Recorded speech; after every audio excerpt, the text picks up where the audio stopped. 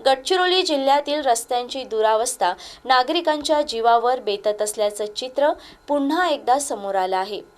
एटापल्ली गडचिरोली मार्गावर खड्डे, गिट्टी आणि चिखलामुळे प्रवाशांना जीव मुठीत घेऊन प्रवास करावा लागत आहे।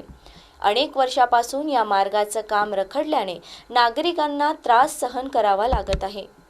एटापल्ली ते जारावंडी दरम्यान रस्त्यावर मोठमोठे खड्डे पडले असून त्यात गिट्टी टाकण्यात आली आहे। या मार्गावरून दररोज शेकडो जड वाहने धावत असताना रस्त्याची परिस्थिती मात्र जैसे थेच आहे। शुक्रवारी सकाळी सुमारे 11 वाजताच्या दरम्यान हालवेरा आणि तेवरा दरम्यान 2 जड वाहने रस्त्यातच फसल्याने वाहतूक पूर्णपणे ठप्प झाली होती।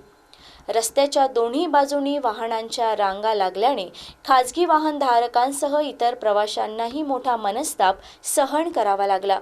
विशेष म्हणजे रस्त्याच्या मध्यभागी फसलेली जड वाहने तातडीने हटविण्याची विनंती करूनही त्याकडे दुर्लक्ष होत असल्याने नागरिकांमध्ये संताप व्यक्त केला जात आहे। रखडलेलं बांधकाम, जीवघेणे खड्डे आणि वारंवार होणारी वाहतूक कोंडी यामुळे एटापल्ली गडचिरोली मार्गावर प्रवास करायचा तरी कसा, असा सवाल आता नागरिकांकडून उपस्थित केला जात आहे।